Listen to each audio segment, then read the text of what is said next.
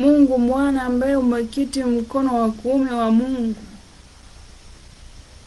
asante kwa gharama kubwa ambayo umeilipa kwa ajili ya maisha yetu pale Kalvari.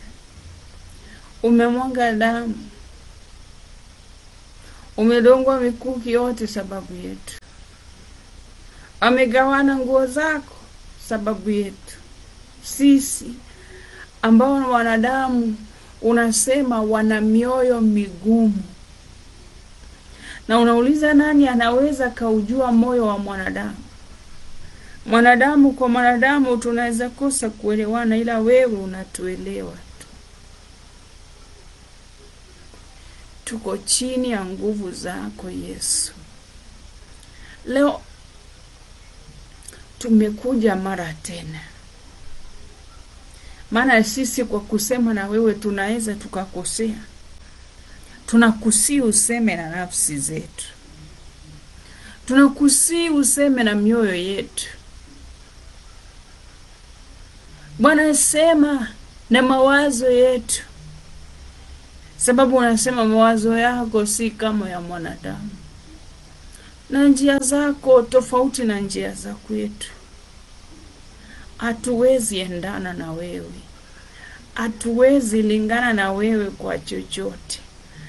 Ndio tumekutambulisha kwenye hiyo mkutano, ili kila nguvu kinyume na ibada ikilisikia jina lako linatajwa mahali hapa Yesu, ikaweze kutii. Ili kila uwezo mwingine, kila miungu ambayo yanaweza kuwa yanazunguka katika maisha ya mmoja au mwingine ambaye ameingia kwenye ibada, pengine kwa kujua na kutokujua, Bwana nakuomba nguvu zako muhamisha milima, na kuomba ukaweze kuzikomesha. Zikisikia tu uko kwenye eneo ili, mapepo yanatii yakilisikia jina lako Yesu wa Nazareti. Na sisi tumekusanyika tukiwa na ombi moja tu. Bwana, tafadhali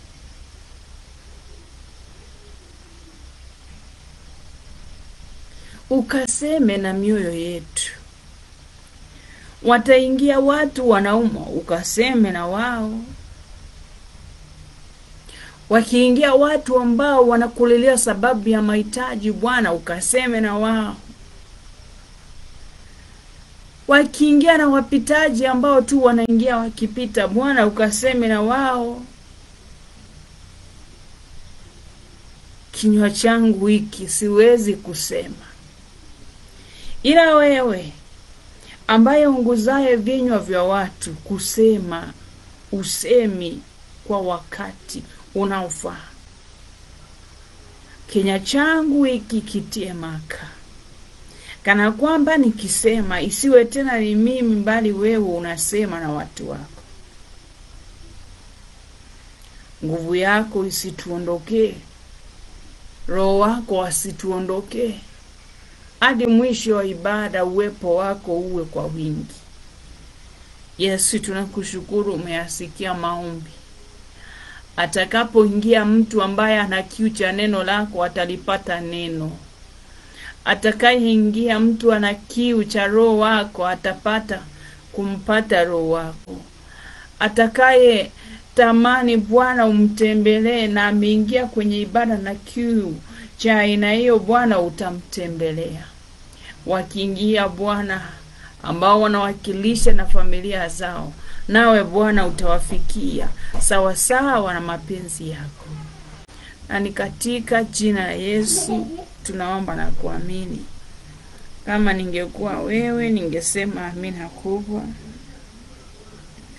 Umekuwaje wikini? Tulionana mwisho hapo Alhamisi iliyopita. Karibu sana wewe ambaye umekuwa unatufuatilia. Sasa tumerudi katika ibada zetu za kila Alhamisi, na hii ndio ya kwanza kweli kweli. Utukufu na umrudie Mungu ambaye ametuwezesha. Nasema ya kwamba sio kwa nguvu zetu, sio kwa uwezo wetu. Haleluya. Praise be to God.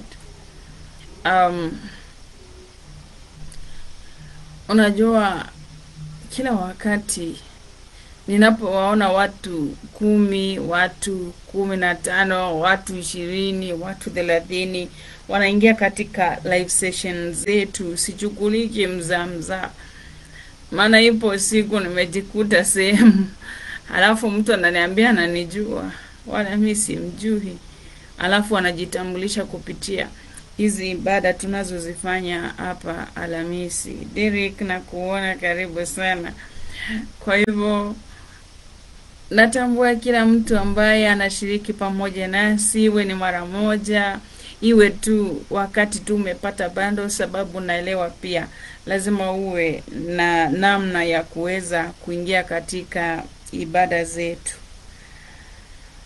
Ila tuende tu moja kwa moja katika mafundisho ya leo, ambapo tunaangalia kitabu kile cha Yeremia 5, kifungu kile cha 5. Nataka kusoma kwanza kwa Kiswahili, alafu tutarudi tena tuangalie Biblia yetu ya Kizungu inasemaje.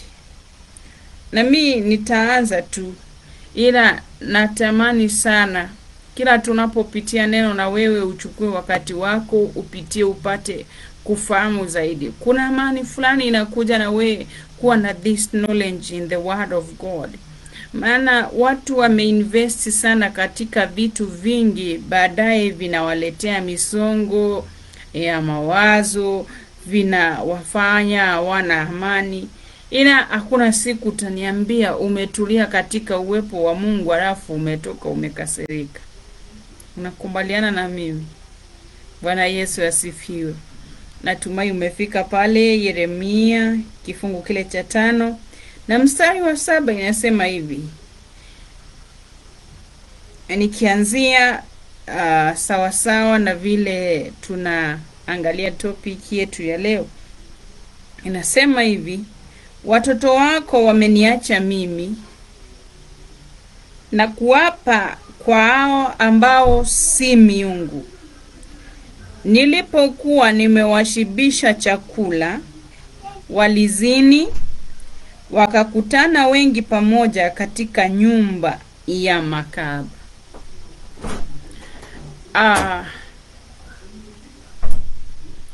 Nataka tu kuanzia mahali. Yaani niseme sisi kila mtu kwa njia moja au nyingine kuna namna Mungu ametusaidia. Haya.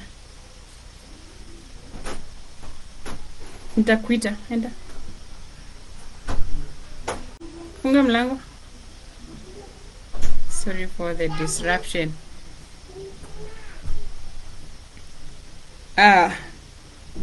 Nilikuwa nasema kwa namna moja au nyingine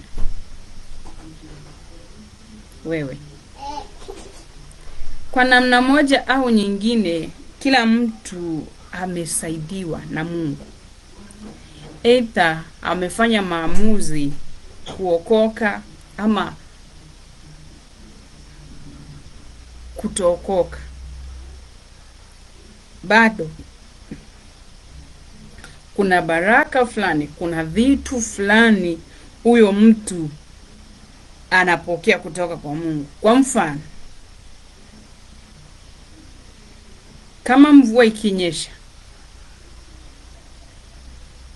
inanyeshea wabaya, inanyeshea wazuri, inanyeshea wanaoenda kanisani, inanyeshea wale ambao wamesusa hawataki kwenda, inanyeshea, yani inanyeshea kila mtu, maskini kwa tajiri, inanyeshea wanaoishi karibu na mto, wale ambao wako mbali na mto. Yani kwa njia moja au nyingine kuna namna kila mtu amenufaika na uumbaji wa Mungu ama utenda kazi, yani namna Mungu anafanya kazi, kuna namna kila mtu amenufaika. awe amekata kauli akasema mimi nitamfuata Yesu Kristo kuwa mwokozi wa maisha yangu, mimi sitamfuata Yesu, kuna namna amenufaika. Sasa leo tunasonga zaidi kwa wale ambao wameshakata kauli wakasema mimi nimemkubali Yesu, wakasema mimi namchukua huyu, yani naamini kila kitu, naamini kuwa alikufa, naamini kuwa alifufuka, na sasa ameketi mkono wa kuume wa Mungu, yani naamini nimelipiwa madeni yote, sidaiwi tena mimi na shetani basi. Sasa tuko na upande wa kwanza wa kila mtu anayeamini asiamini, na tuna upande wa pili wa wale ambao wamejiamulia bila kulazimishwa na mtu yeyote, yani wamejiamulia, mimi nimesikia habari za Yesu na nimeamua kumfuata. Halo.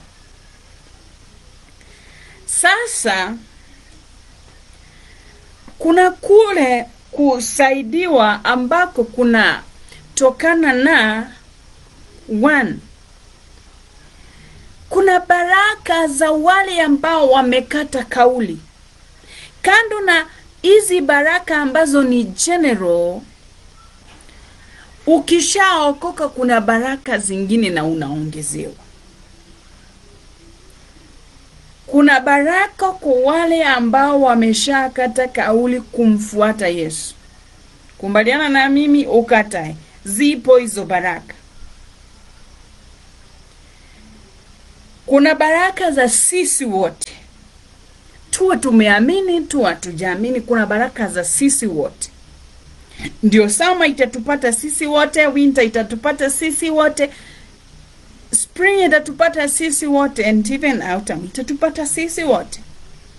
Haya majira yatatujia sisi wote. Lakini kuna afueni kwa hao ambao wamekata kauli ya kumfuata Yesu, kana kwamba hata kama inatupata sisi wote, kuna baraka watu ambao wanamfuata Yesu Kristo. Kuna wale wanamfuata Muhammad, kuna wengine tunawaita atheist, kuna wengine Buddhist, kila mtu. Ila Mungu atanyesha mvua kwako wewe Mkristo, atanyesha mvua kwa huyo atheist, atanyesha mvua kwa hao Buddhist, yani atanyesha mvua kila mahali. Wakati wa mvua kunyesha hatazuilia